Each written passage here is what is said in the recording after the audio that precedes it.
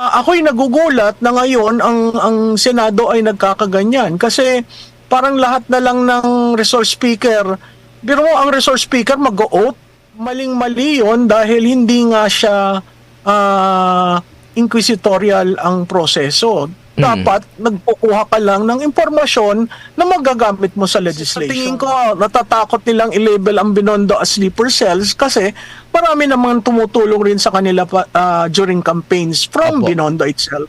Pero ito nga mga kababayan, bago natin ituloy ang video na ito, kung bago ka lang sa aking YouTube channel baka pwede makahingi ng like at subscribe at click mo na rin ang notification bell para updated ka sa aking nilalabas na bagong video. Salamat po.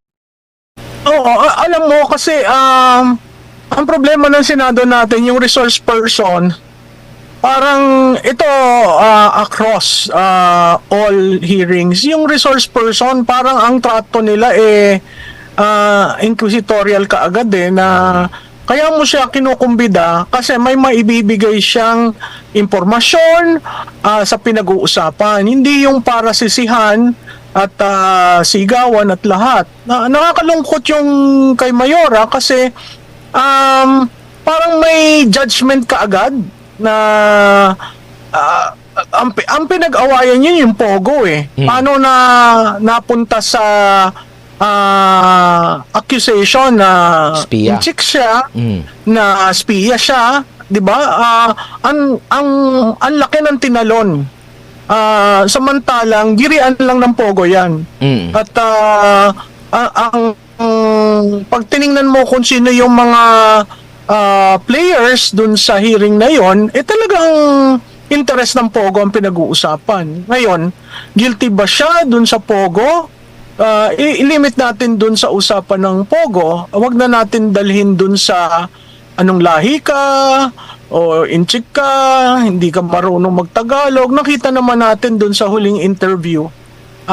Marunong siya magtagalog. Masakit para sabihin niya kung ano nangyari sa buhay niya.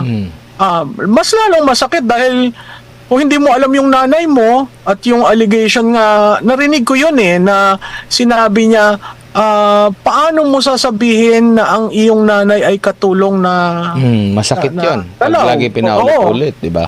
Pero Mama Lutz, ikaw, sabi mo nga doon sa post mo, nakapagtrabaho ka rin dyan sa Senado. Pero meron ba yung formal training, ma'am? Kasi nga, di ba, hindi rin basta-basta pag ikay naging kasama dyan sa sa investigasyon. Kasi yun nga, dahil kung mapapansin mo sa mga past hearing, talagang ipapahiya ka, pagagalitan ka. Kung ikaw ay hindi naka-experience sa pagalitan ng nanay mo, baka dyan first time mo mapapagalitan ka, nandyan yung kaba.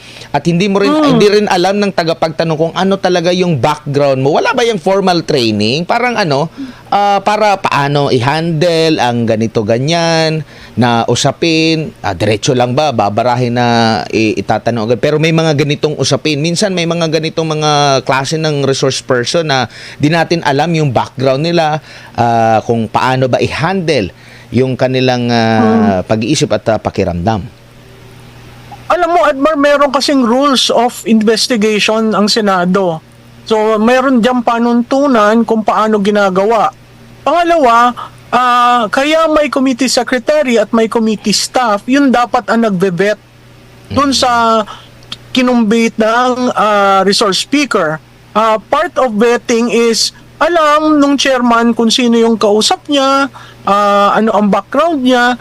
Yun, basic yun, minimum requirement for a hearing to be made. So, ako'y nagugulat na ngayon ang Senado ay nagkakaganyan kasi parang lahat na lang ng resource speaker, biro mo ang resource speaker mag-o-oath. Hindi, 'di ba? Parang sinabi mo na walang nagsasabi ng totoo sa any Senate hearing kung pati resource speaker mo ay mag-o-oath. Maling-mali 'yon dahil hindi nga siya inquisitorial ang proseso. Dapat nagkukuha ka lang ng impormasyon na magagamit mo sa legislation.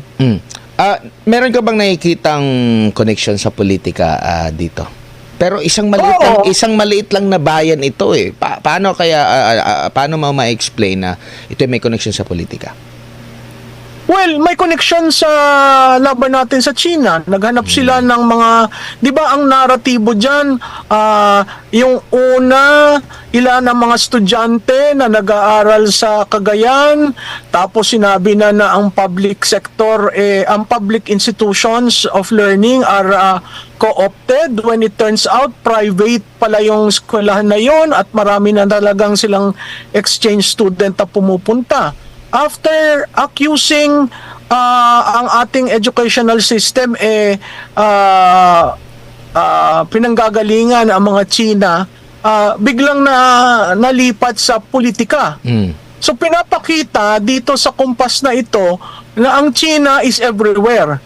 Nasa usapin sa defense, sa ating territorial integrity, nasa usaping education, nasa usapin ng politika. Ang liit ng banban para mo masabing may influensya sa national.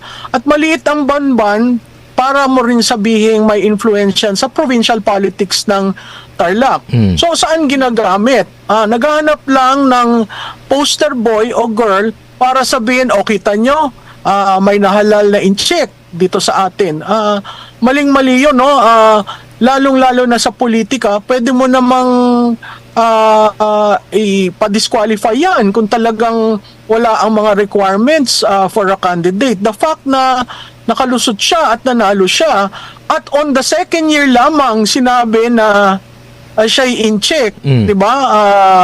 Problematic ako doon. Talagang politika ang saysay. Meron pang itong pinalulutang nila na sleeper cell. Para at least alam lang ng ating mga kababayan, ano ba itong sleeper cell na ito? Delikado ba ito? At saan kaya sila humugot nito? Sabi mo nga, may kaugnayan pa rin sa China. May kaugnayan sa China. Kahit na yung 38 na miyembro ng ating Armed Forces of the Philippines na nag-train, di ba? Yun ngayon ang accusation kay Vice Admiral Carlos. A Naval Academy graduate is being accused of being a traitor because he went to the Naval Academy of China. And mind you, programa ito na nasimulan under a Memorandum of Agreement ng 2004, which means during the time of President Arroyo. Ang dinikit, nangyari yan kay President Duterte. Hindi ho, tingnan nyo ho yun. At pangalawa, tungkol dyan sa mga training, ang ating National Defense College of the Philippines, under yan ng DND, ay tumatanggap ng foreign nationals to attend the degree program for a Masters in National Security and Administration, or MNSA. So hindi ho bago yan. Pero makikita mo ang kumpas in every sector. Sinasabi na may sleeper cell, may nakapasok na in-check. Alam mo kung gagawin natin yan, ang pinakamatandang Chinatown ay Binondo. Diba? So, matagal na yan. Kung titingnan mo, pwede natin sisihin rin si Limahong. Si Limahong. Diba? Na ang Binondo sleeper cells.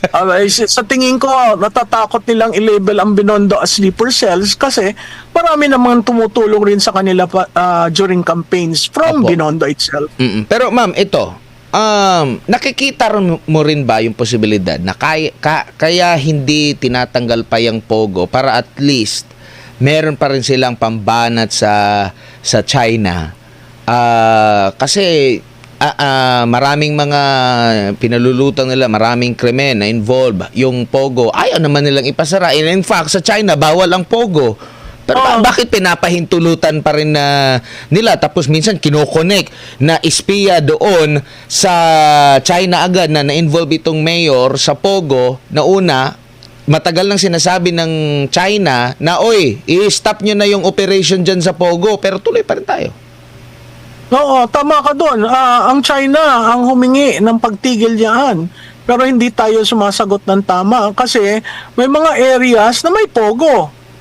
May mga areas na malapit sa officially recognized casino may pogo ilang kilometre malayo dun sa casino. So, pag tiningnan mo yung Cavite, ang pinakamalaki diyang dating lugar na Cobelandia ay pogo buildings. So, naandyan pa rin. So, hindi yan isolated.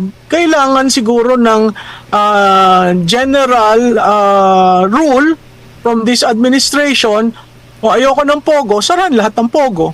Kasi Hindi yung piecemeal ang nangyayari. ang mapapansin kasi natin, laging i-connect at hanggang sa nasisira yung imahe ng Chinese kasi every time na merong krimen sa Pogo, related man yan sa trabaho nila, may kidnapping, Chinese agad hanggang sa nasisira. Pero gusto ng China na ipatigil na yan.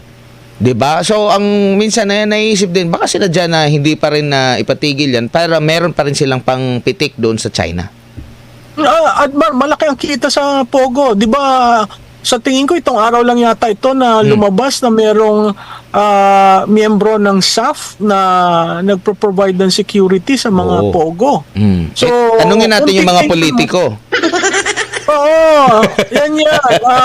Napakalaki. In fact, nung nagsimula ang Pogo, one of the dati ang drivers ng ekonomiya remittances at saka call center operations. There was a time na ang Pogo napakalakas. So, pera pa rin yan. Oo, kasi Ang pinag-aawayan. parang nairita na ako na parang always na lang laging sinisisi dyan sa Pogo, nagkakaroon ng kontrobersya. Ayaw naman ipasara. Hindi naman nila sinasabi na sino ba yung mga actually si Teresita Angsi, meron din talaga siyang binanggit na yung mga nasa likod din ng Pogo, mga politiko. Bakit hindi nila imbestigahan itong issue na ito at inimbestigahan nila itong issue ng gentleman's agreement? Well, politika, uli, di ba? Yung Pogo nagkaroon na ng inquiries sa Senado at sa House. Pero yung legislation to ban or regulate it, hindi umuusad. Bakit? Kasi nasa arena ng politika. Ang naalala ko noon, nung panahon ng pandemya, needed talaga natin ng mga resources. Considering online lang din yan, no? Online betting din yan. Pero 'di ba narinig ko rin sa mismong pagdinig na kaya namang kumita ng ganun, kumbaga mas malaki pa, tapos yung social problem na dala niya hindi kumbaga yung hindi mas malaki katumbas ng mas malaki pa compared doon sa magiging kita mo, na establish nila 'yon. Pero parang kinalimutan lang din